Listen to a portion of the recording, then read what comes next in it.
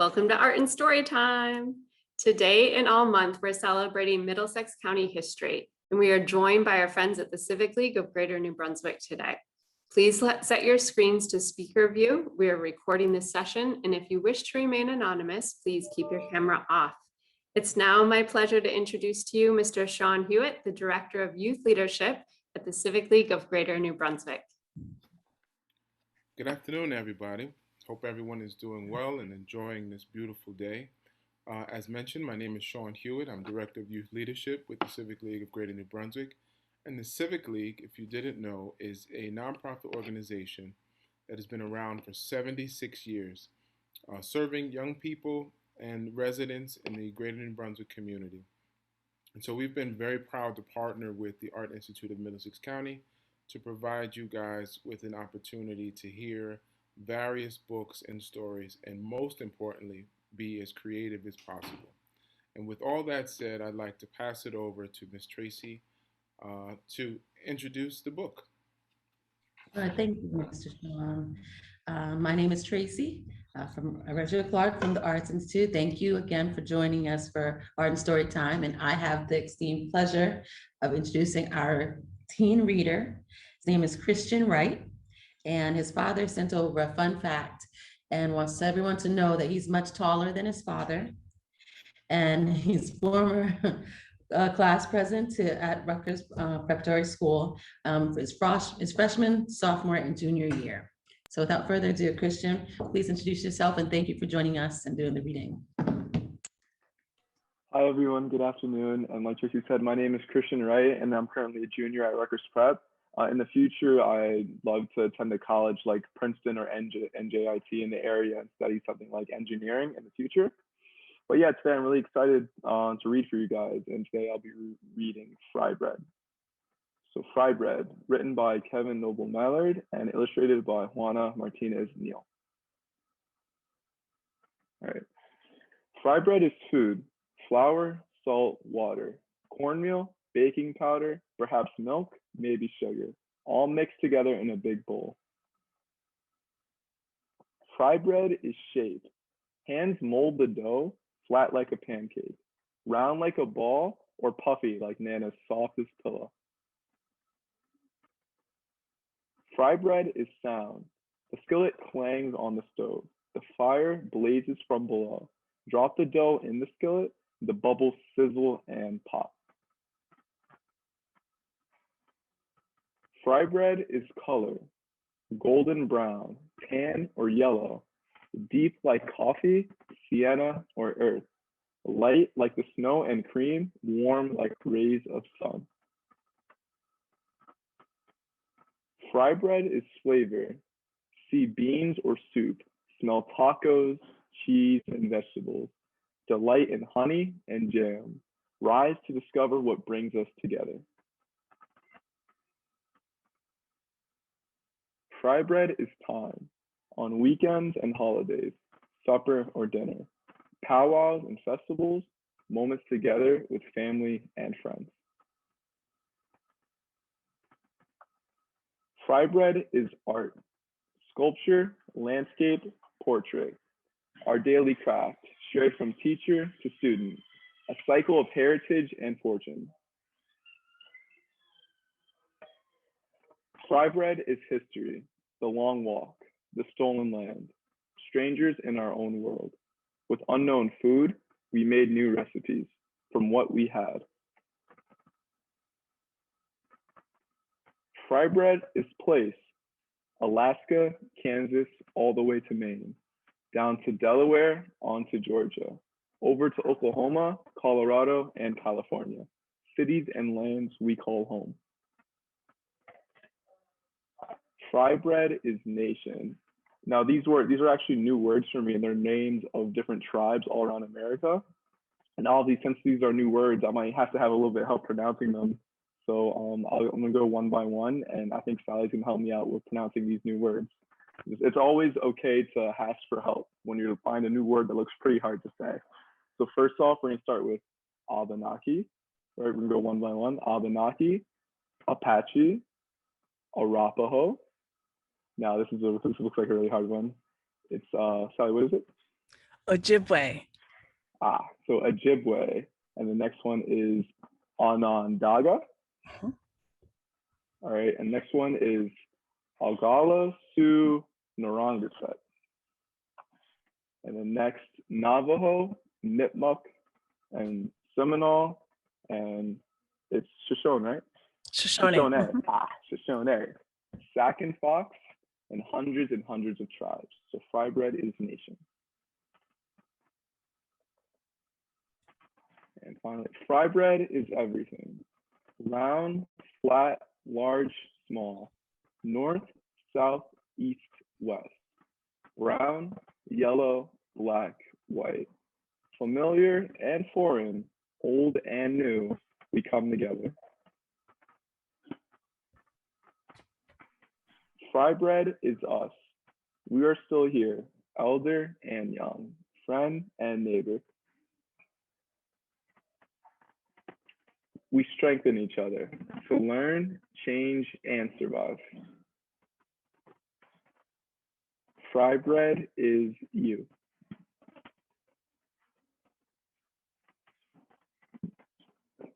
And thank you so much for giving me the opportunity to read for you guys. I had a lot of fun. And now I'm going to hand that over to Sally, I believe.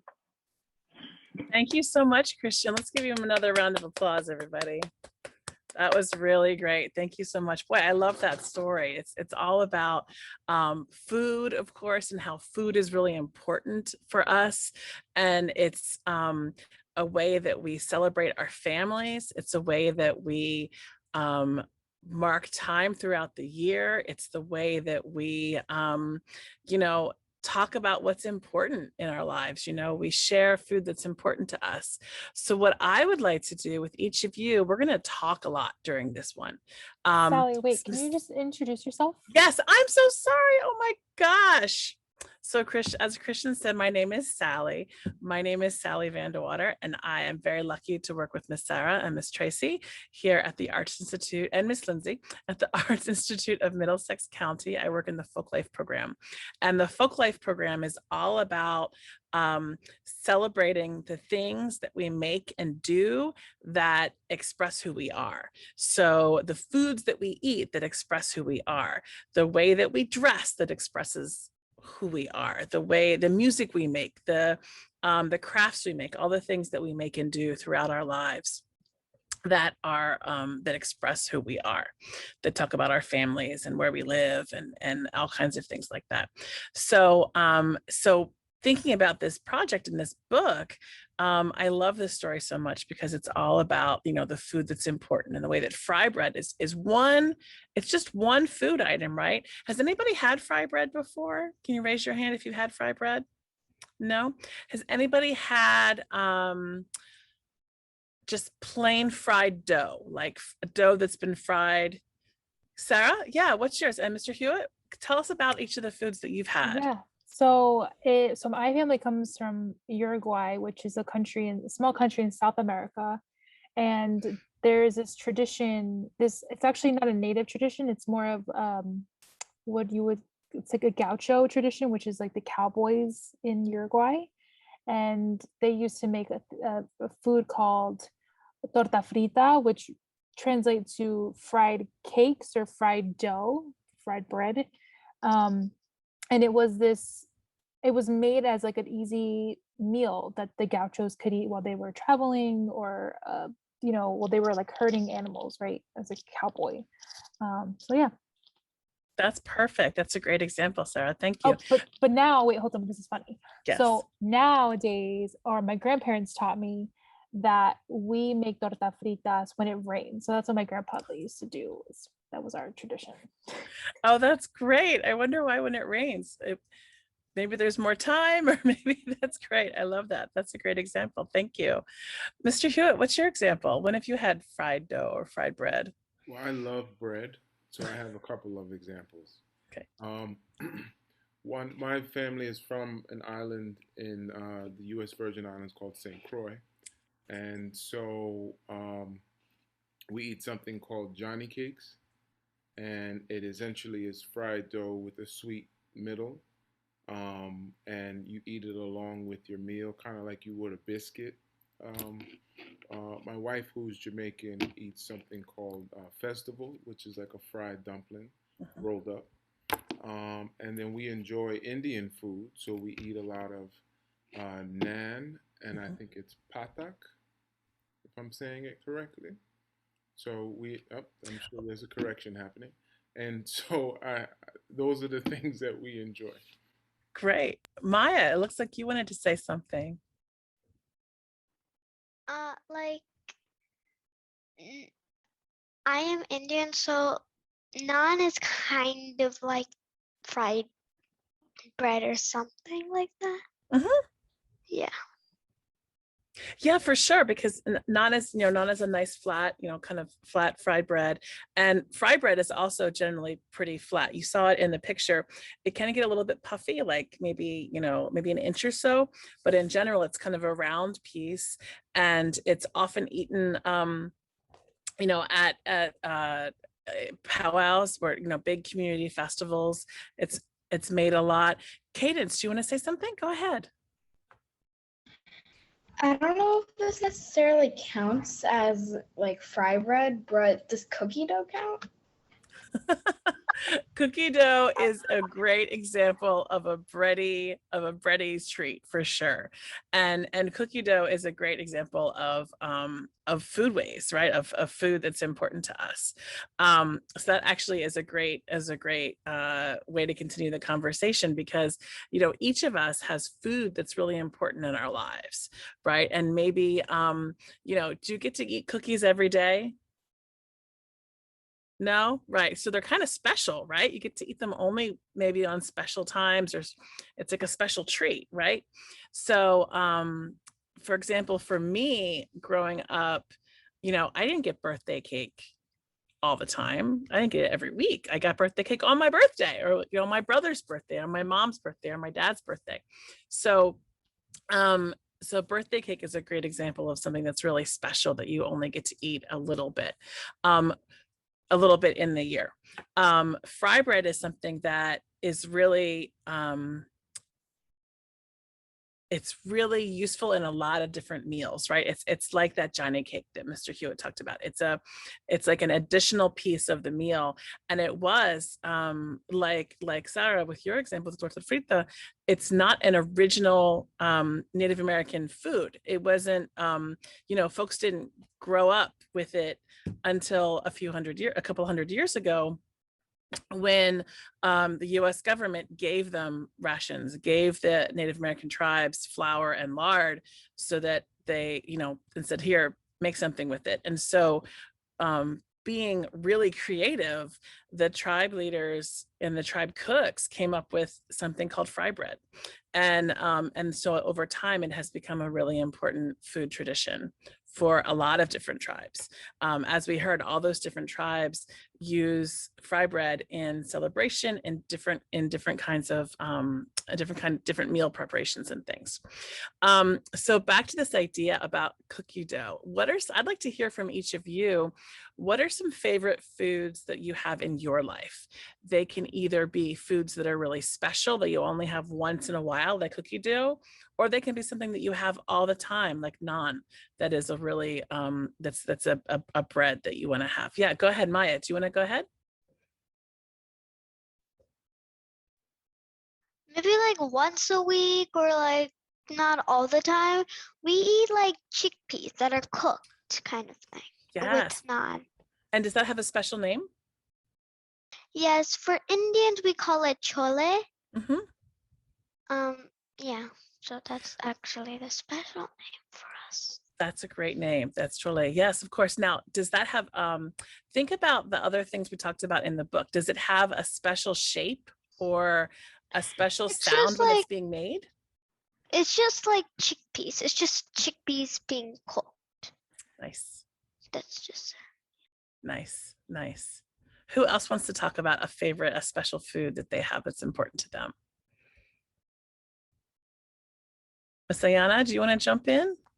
Yeah, I was gonna say, I don't have like a certain food, but like when I go to my grandma's house where I just came from like last weekend, we always eat seafood, like always. And sometimes I get tired of it, but it's good. But I just know when I go down there, that's the only thing I'm gonna eat. So I gotta expect nothing but the best of seafood, you know. Right. So for folks who haven't had that before, can you describe it? What it smells like, what it tastes like, what it sounds like when it's cooking, What did maybe? she say? What did she say? Seafood, you know what seafood is? Like shelled, it's like shelled fish. You can get like lobster, crab legs, regular crab, shrimp, fish, all of that type of So it's stuff. it's the kind of food, and then you have it made. Do you have it made in all different kinds of ways, or is it always made like, is it always like fried, or is it always sauteed? Or When I eat seafood, usually we steam the crab and stuff like that. Or sometimes my grandma, she makes jambalaya or gumbo, and she put all of that stuff, like all the seafood in it, like crawfish and all of that other stuff. But I don't like crawfish. It's a no for me. crawfish are like little tiny lobsters almost. That's what they look like, right? Now, They does live she in- live near? I'm sorry. Does she live near the water So my grandma lives literally like 5 minutes away from the National Harbor. in Baltimore? And in Maryland. There we go. Sure, perfect. So she's near all that seafood, right? Because that's where the wharf. I don't know if you guys ever heard of that. It's the wharf. So it's like a place where it's literally on the water, and you can go down there and they just give you any type of seafood. And they also, I don't know if they sell like other stuff too, but it's like a flea market for seafood. So it's like kind of like an open space, and then it's like little booths, and they all got different stuff. Well, no, they all got the same thing, but in different places, and they all trying to sell you the same thing. Right. Outdoor, like an outdoor fish market. Yes, exactly. Has anybody ever seen one of those? Let's see if I can find a picture to share with you. Yeah, it looks really cool. Look, if you can, look up the wharf in Washington, D.C. Oh, yes. My family, we also make like soul food. So like, cornbread, macaroni and cheese, potato salad, what else? I don't know. That's all fabulous food. Miss Sarah, is it all right if I share my screen to share some photos? Sure. Do I need to give you access to do that? I think I have access already. It looks like I'm able to. So I'm going to go ahead and share this picture. Let's see.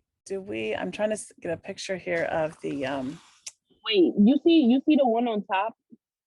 Right up here? No, this is the one next to that one. Right here? Yeah, that's literally how the wharf looks like, but it's more stores. Oh, they have the wharf on there. Yeah, that's how it looks. A whole bunch of stores like so that. It's like and you this. Just go up, and you just go up to them and tell them what you want, and they can steam it for you or give it to you live. When I went last time, my mom and my grandma, they brought live crawfish, and we cooked it. And you cooked it at home. That's so fun. So yeah, you take that live seafood and then cook it. And seafood is often eaten really, really fresh, right? It can get frozen and then sold in stores, but when you can get it fresh, it tastes better. So that's really fantastic that you're able to get that. So, so fresh with your grandma. I love that.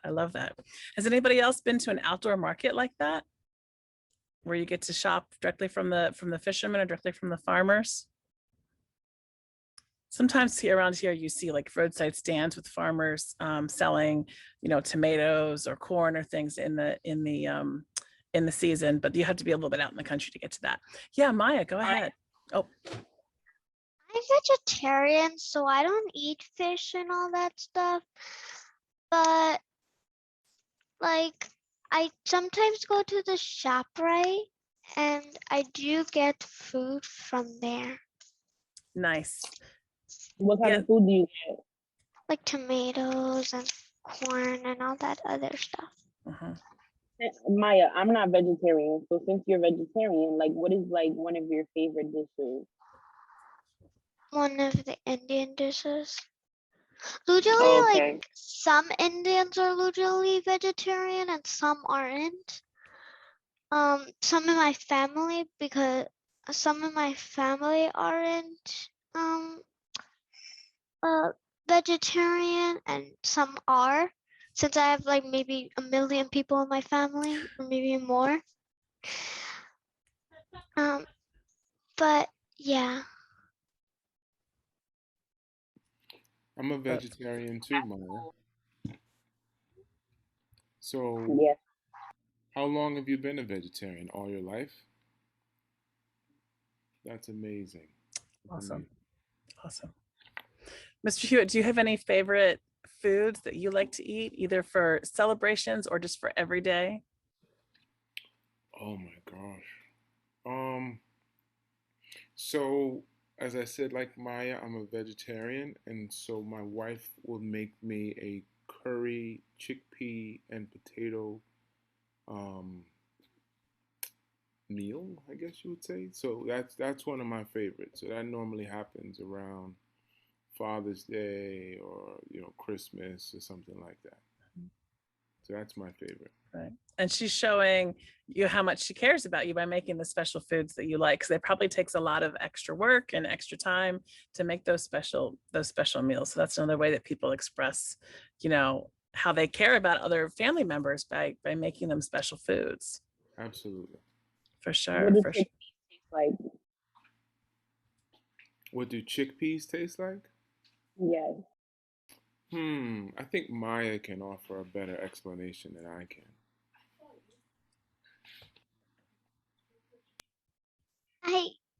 They kind of taste like, I don't know, like if you eat like a raw chickpea, then it like tastes like plain. If you eat it with something like liquid, then it might not taste plain. So I would say it wouldn't taste plain that much. Doesn't taste that much So, but plain. Is it a No, good thing to mix with other spices and other flavors so you can get all that mixed in? You know how black beans have a smoky taste, like an earthy, smoky taste almost? Chickpeas are much milder, plain, like Maya said, and they do go very well with onions and garlic, and if you cook them nice with curry. What Mr. Hewitt is talking about reminds me of chana. The potatoes and the chickpeas. And it's funny if you think about the similarities that we have in food, and maybe I missed it if you talked about it, like the beef patty or the chicken patty or the vegetable patty can be equated to the empanada in Latin food. And it can also be equated in some way to the samosa, if you think about it. Oh, Yeah. Samosas kind of like go with the chickpeas. If you eat it with chickpeas, it kind of goes. Yeah. And so there's different, like if you think about different chutneys that come from India per se, and the chutneys that come from the Caribbean, or chutney too. Yeah. Yeah. So you see how similar food can be going across different cultures. It's amazing. And they maybe and chutney could be equated to like a mole in some way. So then food makes the world go around, like people, right? Right. And yeah. In India, there's like this chutney that's sweet, so it's very, very sugary. There's a chutney that can have tamarind in it. We have that in the Caribbean too. And we have mango chutney, and I know you have mango chutney in India too. I haven't tasted all of them, and I don't know all of them, so I think I do. I'm not sure. It's time to taste all of them, Maya. Out of the 1 million people in your family, that's right, to provide you with the chutney. Right. Mostly people are in like India. Yes. Mostly of my family are in India. Sarah, what does mole taste like? I've seen it and heard of it, but I don't know. Like nobody can explain to me what that is. I've actually just had mole for the very first time, like, I don't know, maybe 3 months ago. But mole, Sally, mole is made out of like there's peanut butter and chocolate, right? So like yeah, it's sometimes peanut butter and everybody. So the great thing about so many of these foods that we're describing, like there can be Caribbean chutney and Indian chutney.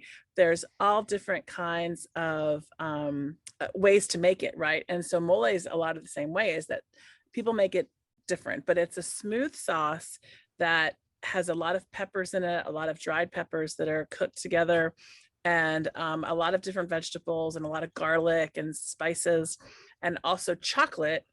So it's almost like a spicy chocolate sauce. Wow. And it takes about 5 hours to make it. Wow is correct, Maya. It is a huge undertaking, and you make a whole bunch of it at a time. So you kind of make it only on special occasions, right? Now, Christian, were you trying to raise your hand earlier? I'm sorry if we talked over you. And Cadence, I that's see fine. your I was answer. good. Let's talk about that too. Go ahead. Yeah, I was gonna say that personally, one of my favorite things is on my birthday. Ever since I was probably like really little, I would always get like Oreo ice cream cake for my birthday, and that was like my absolute favorite Nice. thing. Like that would like make my birthday one of the best ones ever when I got to eat like that big Oreo cake, like ice cream cake. It was like my absolute favorite. So like every year I keep that tradition of making sure that that's the thing I have for as my birthday cake. That's awesome. You know, it's your birthday rolls around when you get the Oreo cake. I love that. I love that. Oreo cakes, yum. Yum. Cadence, you wanted to say something too? Let's hear about your Irish food. I don't necessarily know what a lot of Irish food is called, but I know that we love to eat Irish food on special occasions. Like when and what do you eat?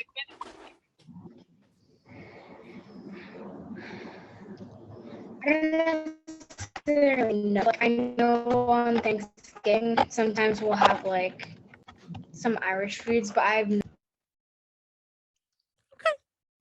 that's all right. Do you guys have like a special dish or something to eat on St. Patrick's Day? What do we eat on St. Patrick's Day?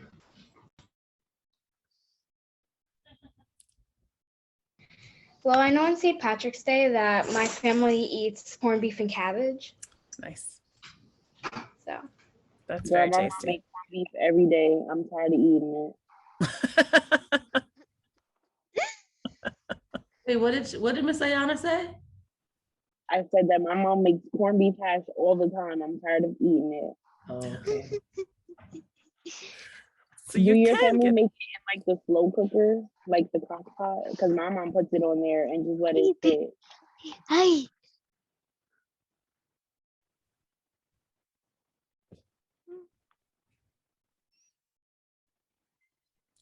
That's awesome. there are a lot of foods that are really special that take a long time to cook. And so sometimes people save it up for special occasions like a holiday, maybe St. Patrick's Day, or maybe Thanksgiving. So who else wants to jump in and talk about some food that's important to them? Anybody else who's on the recording want to jump Miss in and say Grace, something? You want to share? Miss Grace, do you want to share? You're muted. There you go. In my family, we celebrate Passover, and a family favorite is matzo ball soup, Yes. which is traditionally made with a chicken broth, but it can be made with a vegetable broth. So it's good. Several of our family members are vegetarian, so we can do it either way. That's fantastic. The matzo balls are made with matzo meal and egg and oil. And during Passover, you can't use flour or anything that rises. So instead of making krepla, which is like a dumpling that usually goes in chicken soup, it's like noodles. You make matzo balls out of matzo meal. Mhm. And no one in my family has a problem with matzo ball soup. We have a lot of fussy eaters, but matzo ball soup is a favorite.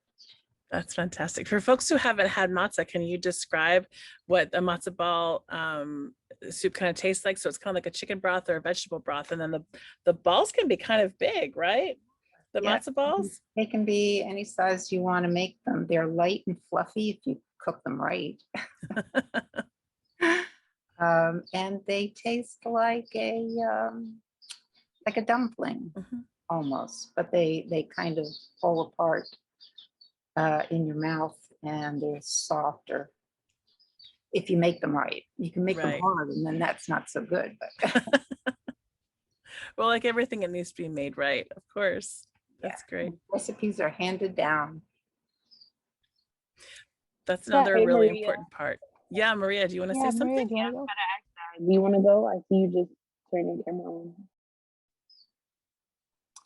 Well, while Maria's thinking, that reminds me, the recipe that in my family that has been passed down is lentil stew, which is like probably my favorite thing to recreate. And that was a recipe that my grandpa taught my dad, and my dad taught me. And it wasn't necessarily something that I was like, Dad, teach me how to make this. I more so have just watched him make it throughout the years and created my own variations of it. And that, what I love about that is I can put meat in it if I want, but sometimes I feel like I don't really want to eat meat. And something that I love about lentils and chickpeas is that like they're giving you energy. You know, like you can feel like you're biting into a chickpea and you can feel like you're getting energy, which I really love. Yeah, and then another thing in my family that is like not so vegetarian is like cooking stuff like on like barbecuing is like a huge tradition in my family, that was also passed down from like my father, from my grandfather to my father. And it's a very like, I don't know, it's a very big cultural thing that we do like for any big holiday. It has to be happening. Yeah. Maria, did you want to share? Or anybody else want to share? We have a couple of people on the call. Has anybody ever ate cabbage? Cabbage? Yes. Do you guys put smoked meat in cabbage or no? I'm gonna give y'all Sometimes. smoked meat with the cabbage. It's so good. You gotta put some hot sauce, just a little bit, not too much. And then you gotta eat. Only way that's it, no. Collard greens. Y'all ever ate collard greens before? Mhm. Yes. Yeah. What you gotta put the hot sauce. Listen, let me tell you my Thanksgiving plate. This is the only thing I get. I really like a whole bunch of macaroni and cheese, right? A lot of yams, and then some collard greens, and then all of that together, it just tastes good. It might sound nasty, but it tastes real good. I think it sounds delicious. And that's something else too that, you know, whether or not you put hot sauce on your food is also something that people do all around the world. Everywhere you go, there's a kind of dumpling. Everywhere you go, there's a kind of hot sauce. And so some people like spicy, some people don't. And some people, no matter what it is, you're going to put hot sauce on it, right? And that's just another delicious way of eating. So does anybody have any questions before we wrap up this afternoon? Maya, you want to say something else? Go ahead. Maya and then Denise, I believe. Oh, thank you. Like most of our Indian dishes that I might know, I don't know all of them, but most of them I know has like cauliflower in it.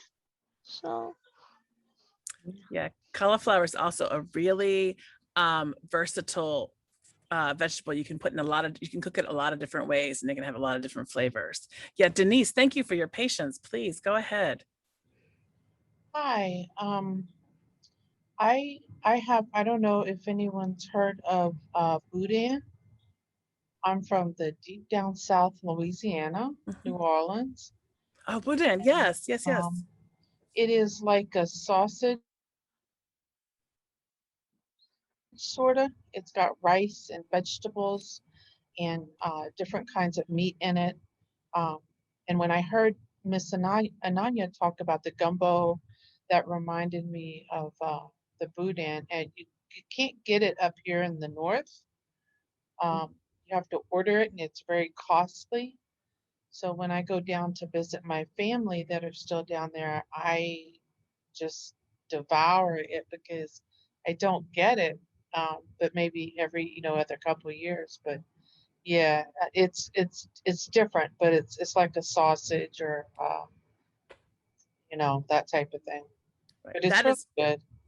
That is a great example. Thank you so much. Yeah, because there, some foods that are really common in a specific part of the country or a specific part of the world, but they're harder to find when you travel throughout the country. Like there are some foods where I grew up in Pennsylvania that I can't get here, or that I have to, certain kinds, like certain soups that I have to make if I want to have it, because nobody's going to sell it around here. But, and that's true for everywhere you go in the country. And that's one of the neat things about food, is that you can travel.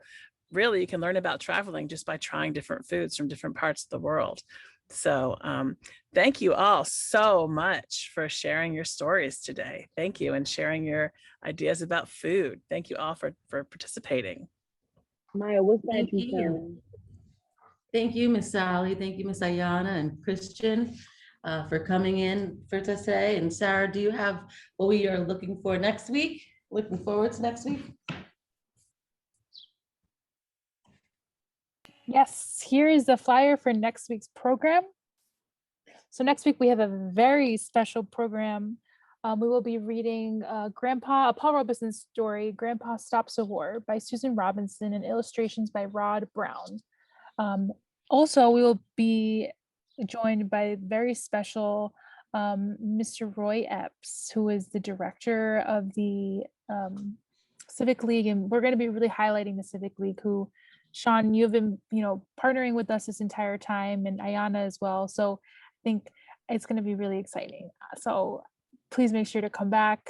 And also, I have to say, the illustrations in this book, I think, are some of my favorites. They're beautiful paintings. It looks like somebody just drew paintings and decided to make a book out of them, which I think is what happened. So please make sure to join us next Wednesday. It's also the last Wednesday in History Month. And we will be singing. So even if you're not a singer, it's okay. We're going to learn some songs that Mr. Robeson wrote and recited and performed. So we're looking forward to that.